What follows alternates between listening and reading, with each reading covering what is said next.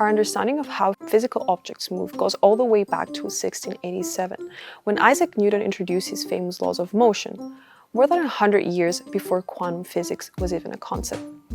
So he described how objects move and how forces influence that motion. The first states that if an object is at rest, it will remain at rest. If an object is in motion, it will remain in motion unless there's an external unbalanced force acting in it. The second law states that force is equal to mass times acceleration. And the third law states that every action has an equal and opposite reaction. These laws help us understand how planets orbit the sun, how objects move on Earth, and so much more. But they start to break down at the microscopic level. When we look at the behavior of things like electrons, Newton's laws no longer apply. Some early scientists imagine atoms like tiny solar systems with electrons orbiting the nucleus just like planets orbit the sun. But it turns out electrons don't follow neat, deterministic paths just like planets orbiting the sun. Instead, the behavior is probabilistic.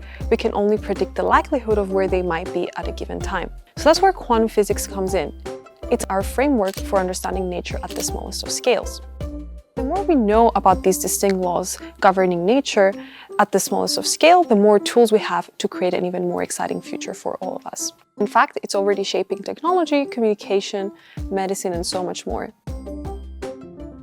I first got interested in quantum when I was in undergrad, and I was introduced to these very fundamental laws of nature that seemed very abstract at first, but then I got to see how they could potentially be applied in our everyday lives.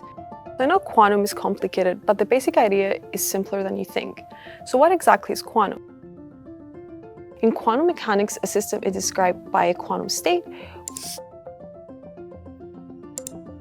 which encodes all the information about the microscopic system. In quantum computing, for example, we often use a two-state system called a qubit. A qubit can be in a state we call up or down. So before we measure it, the qubit isn't in just one of the two states. It exists in a superposition, meaning that it has a certain probability of being found in either state. But the moment we measure it, we collapse the state and only find it in one state. It's like searching a cat in a house until you check.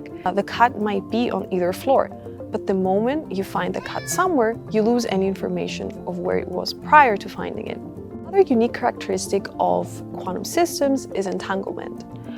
Two quantum states can either be completely unrelated, so we describe them independently, or they can be entangled, meaning that they're strongly correlated and must be described together as a single shared quantum state. So just like our earlier example, two cats are entangled, then by finding one, we instantly know where the other one is, even if it's in a house on the other side of town. So entanglement allows us to store much more information in quantum states, enabling exponentially faster computations. And this could unlock powerful technologies to tackle challenges in medicine, finance, and secure communication. Entanglement, though, isn't just about future tech. It's also a powerful tool for probing fundamental physics of the universe, like dark energy and dark matter, which scientists still don't fully understand to the full extent. Quantum mechanics also allows us for another counterintuitive and very interesting behavior called tunneling. So imagine two houses separated by a brick wall. Normally, our cat could have leave one house, walk around the wall, and enter the other. But in the quantum world, the cat can simply pass through the wall and appear in the second house without going around it at all. This phenomenon is called quantum tunneling, and it's not just theoretical. It actually plays a major role in real-world technologies, from semiconductor work to nuclear fusion that occurs in stars. So as one of the world's great universities, it's no surprise that UCLA is a powerhouse leader in the growing space of quantum information science and technology. We have some of the field's most curious, adventurous, and insightful minds among our faculty, staff, and students. Newton's laws laid the groundwork for classical physics, powering everything from bridges to space exploration. And today, quantum physics is redefining our understanding of the universe at the smallest of scales. It's already opening doors in computing, material science, and secure communication.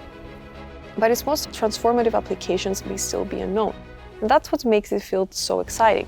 We're not just applying established ideas, we're actually actively discovering new ones. I'm proud to contribute to that progress, and in a broader sense, we're all part of this story. as researchers, as learners, or simply as curious minds trying to make sense of a complex world.